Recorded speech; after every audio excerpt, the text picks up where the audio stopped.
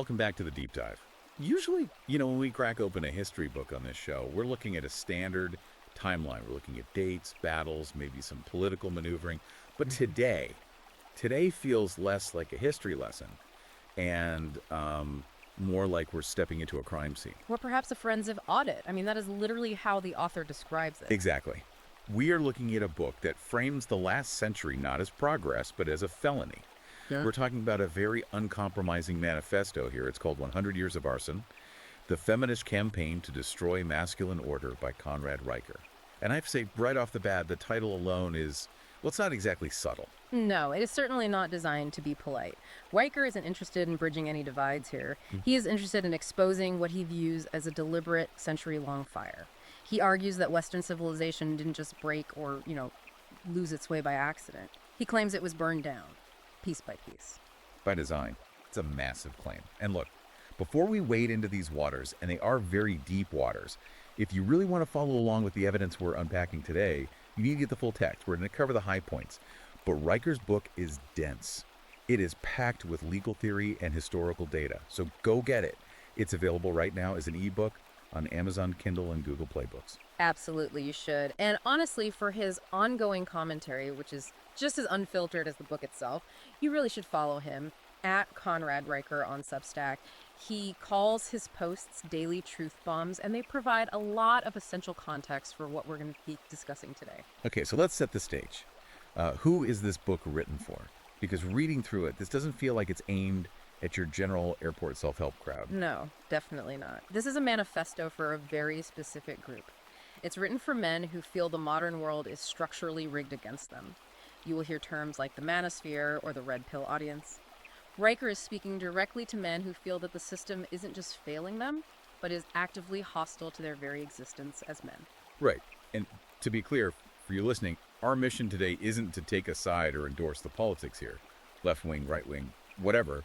We are just here to impartially report on the arguments in the source material because it is fascinating. We want to unpack Riker's core argument that feminism is this century-long campaign to dismantle the masculine order. Right, and he defines that masculine order specifically as logic, hierarchy, and merit. And he claims the goal is to replace all of that with emotionalism. And he uses this central metaphor of arson. Not decay, not evolution, arson. Yeah, because decay implies a natural process, right? Wood just rots over time. But arson implies intent. It implies an accelerant. Riker's premise is that feminism, all the way from the suffragettes to the modern HR department, functions as that accelerant. And he grounds this whole idea in a concept he calls the spirit of Lilith. Now, when I first read that header, I thought, okay, are we taking a hard right turn into theology here? What is he actually getting at with Lilith? It's really the philosophical framework for his entire argument. He is using mythology to describe a psychological drive. So in the myth, Lilith is Adam's first wife, but unlike Eve, she flat out refuses to submit. She refuses the order of the garden. Exactly. She chooses the wilderness, she chooses chaos and domination over structure. So he's not talking about literal demons running around. No, he's talking about the spirit of rebellion. Riker argues that the masculine order is all about building civilizations. It's walls, laws, structures. That is the garden. He claims feminism is Lilith incarnate. It's a force that doesn't want to build its own house. It just wants to burn down the existing one because it refuses to abide by the rules of structure and hierarchy. That is a pretty heavy abstraction. But I mean, he gets very concrete very quickly when he starts talking about actual history. Like most textbooks frame the suffrage movement as this great shining moment of democratic expansion. Votes for women. It's always framed as a victory for equality. But Riker calls it, wait, what was the exact phrase? He calls it democracy's first betrayal of merit. Right, betrayal of merit. That is a sharp pivot from the standard historical narrative. What is his specific grievance there? It comes down to the concept of skin in the game. Riker argues that historically, voting wasn't a right given to you just for existing. It was a privilege tied to heavy responsibility, specifically the draft and land ownership. Right, like if you voted for a war, you were the one who had to go grab a rifle and fight it. Precisely. Or if you voted for a tax, it came directly out of your land's harvest. And he argues that by giving the vote to women, that historical link was just broken. Completely broken. He labels the voting bloc that emerged from this as net tax negative. That sounds like an economist insult. Well, it's his way of saying that as a demographic bloc, this group consumes more in state benefits, so welfare, social safety nets, healthcare subsidies, than they contribute in direct taxes. He argues that once you gave massive political power to a group that benefits from state spending but doesn't shoulder the primary burden of funding it or dying for it in wars, you created a financial gulag for men. A financial gulag. Yeah. He really leans into these prison metaphors. He does, but he uses it to describe a massive transfer of wealth. He argues the state essentially transformed into a surrogate husband. Women no longer needed to rely on individual men or family units. They could just rely on the state, which is funded primarily by male labor.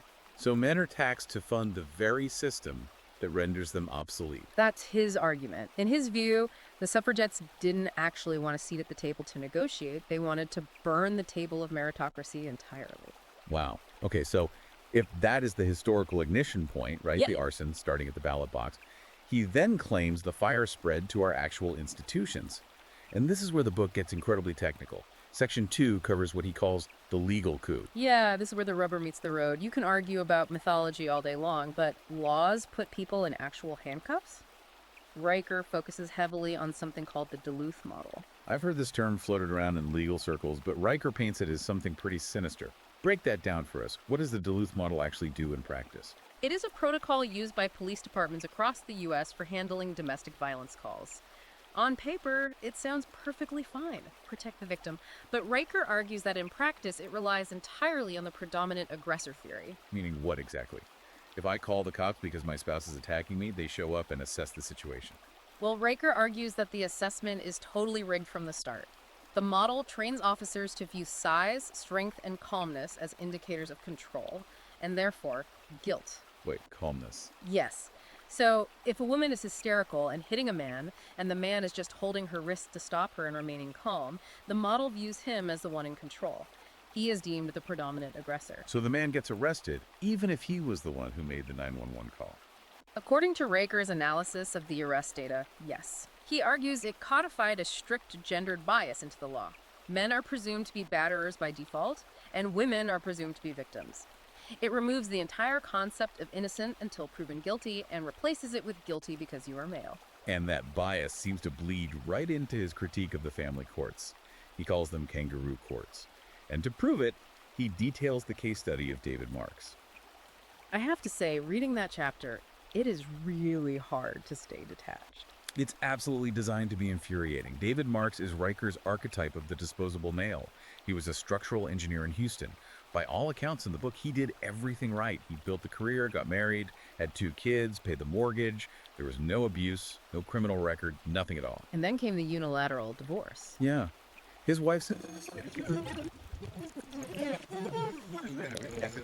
by the way, she ended the marriage. But here's the gulag part that Riker points out. David lost his house.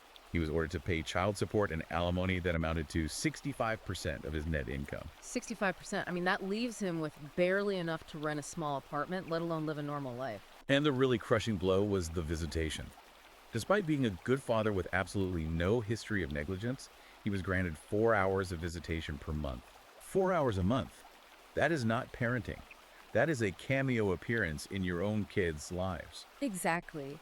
Riker uses this case to illustrate that the system isn't just biased, it is actively punitive. He cites a statistic that 71% of family court judges are women, arguing that this demographic shift has totally eliminated judicial neutrality. So he's saying they just side with the mother by default. He claims the courts now operate on a maternal narrative, where the mother's comfort and financial security are prioritized over the father's rights, or even the children's actual need for a father. It effectively turns the father into a paycheck. A paycheck attached to a visitor's pass. Man. So the legal system is captured, according to the book. But Riker argues you can't just change the laws to maintain this, you have to change the people. And that starts in school. He calls this the education purge. Right. If the legal system is the prison, the school system is the re-education camp. Riker argues that the spirit of Lilith requires the destruction of potential masculinity before it can even fully form in young boys. He talks a lot about pathologizing boyhood. Yes. Just think about natural male behavior in young children. Rough and tumble play, competitiveness, high energy, a natural desire to test boundaries.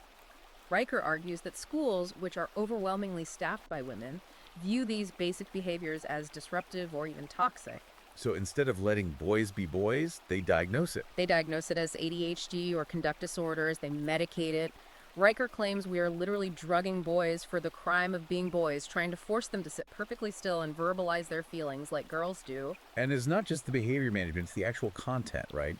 He seems particularly aggrieved by the curriculum changes over the last few decades. The dead white males argument, yes. Riker points out that the traditional canon of Western literature, Shakespeare, Homer, Melville, is being systematically removed from the classroom. I mean, to play devil's advocate, schools update reading lists all the time. Why does he view this specific shift as ideological arson? Because of what is replacing it.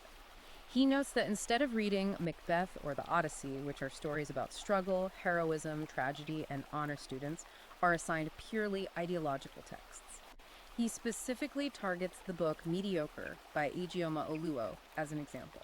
So the focus shifts away from the classic hero's journey to an oppressor's critique. Exactly. Riker argues this creates two distinct classes of students. You have anxious, emasculated boys who are taught that their ancestors were villains and their very nature is toxic. And then you have entitled girls who are taught they are flawless victims of a patriarchy that just needs to be toppled. He says it is a psychological operation to break the male spirit by age 18. This whole idea of a psychological operation leads us to what I found to be the most abstract but maybe the most controlling part of his arson theory, the grammar war. If you control the dictionary, you control the mind. Riker gets very Orwellian in this section. He argues that we are living through a linguistic seizure of reality. And he focuses very heavily on gender language here. Again, we're just reporting his stance. He does. He argues that the modern transgender movement isn't just about civil rights. He views it as the ultimate triumph of Lilith. It is the refusal to accept even biological reality. By redefining the word woman to include biological males and making man a label that inherently implies toxicity, he says feminism is destroying the very tools we use to perceive objective truth. It's the idea that words no longer have fixed definitions. They just mean whatever the person in power wants them to mean in that moment. Which brings up the concept of standpoint epistemology. Okay, pause there for a second. That is quite a mouthful. Standpoint epistemology.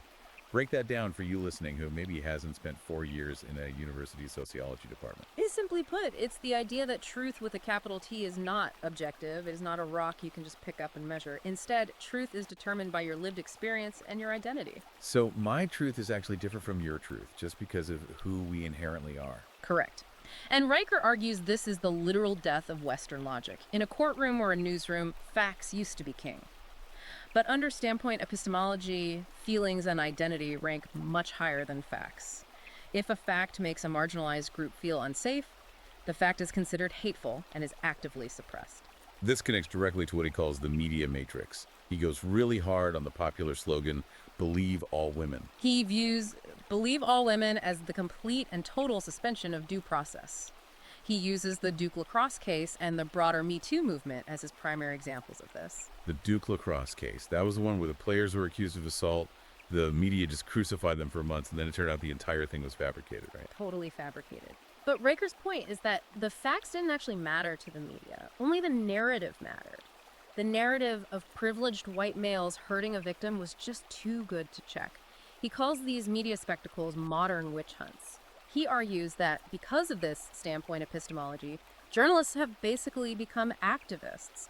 They aren't reporting reality anymore, they're enforcing the narrative. And this leads to what he calls the neurotic cascade. I found this concept fascinating. Riker argues that when you feminize institutions, when you prioritize safety and inclusion and feelings over actual competence and merit, the institution inevitably decays. He points to the BBC hiring inclusion consultants because staff were supposedly triggered by news reports. He argues that a society focused entirely on emotional safety cannot function in a dangerous reality. It becomes neurotic, and then it collapses. It's a very harsh diagnosis. But we have to talk about the chivalry trap. Yeah. Because for the men listening to this, especially guys in the red pill space, this is probably the concept that hits closest to home. It is the trap that keeps men inside the burning house. Riker explains that men have a deep biological instinct to protect women. We are hardwired to be the wall between them and danger. It's the whole women and children first on the Titanic mentality. Exactly. But Riker argues feminism weaponizes this very instinct. It demands the privileges of that protection, saying, believe women, save women while simultaneously attacking the men who provide that protection. It's the classic he said, she said dynamic. Right. In a dispute, the woman's emotion is treated as ironclad evidence of her truth. If the man tries to use logic or facts to defend himself, it is instantly dismissed as gaslighting or mansplaining. But because of the chivalry trap, men just take it. We are conditioned to accept the double standard. Riker says men are held collectively guilty for the actions of any bad man, while women are always treated as individuals or victims of a broader system. Okay, so let's zoom out for a second. We have a captured legal system, an indoctrinated school system, a linguistic coup, and a psychological war. The house is completely on fire. The exits are blocked.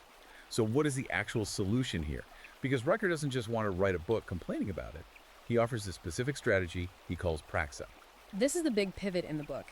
He moves from the diagnosis of the disease to the cure, and the cure is the red pill. Now, in the mainstream media, red pill is almost always used as a slur. It's associated with hate groups or extremists. How is Riker defining it here in this text? He defines it very simply as medicine. It is a bitter pill to swallow. Taking the red pill, in his view, is simply accepting the uncomfortable reality of gynocentrism. The reality that the modern world revolves around women and is fundamentally hostile to men. It's waking up from the naive dream that the system is fair. So once you take the pill and wake up, what do you actually do? Do you fight back? Do you try to run for office and change the laws? No. Riker says that is a fool's errand. You cannot vote your way out of a system that views your very existence as a problem. His solution is the cognitive exit. Stop begging for inclusion in institutions that hate you. Just let the house burn. He wants men to build what he calls a manosphere Jerusalem, a totally parallel society. And he gets very specific about how to do that. He outlines 4 pillars of praxa, or action. Let's run through them for the listener. Pillar 1 is Bitcoin. This isn't just regular investment advice. Riker views fiat currency, the dollar, the euro, as the primary fuel for the welfare state. He calls fiat the financial gulag's currency. Bitcoin, to him, is pure financial sovereignty. It is money the state cannot inflate away to pay for social programs that actively exclude you. It is about opting out of the central bank system entirely. Pillar 2 is gig work. This is all about bypassing the HR department.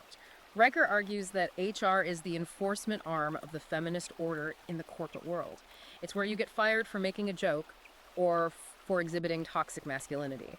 If you are a freelancer, a contractor, or a tradesman, you don't have an HR department breathing down your neck. You cannot be canceled by a mid-level bureaucrat. Pillar 3 is homeschooling.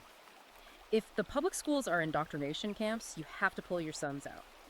Riker says you cannot send your children to Caesar and expect them to come back as Romans. You have to teach them yourself. Keep them completely away from the ideology of the spirit of Lilith. And finally, Pillar 4 is independent media.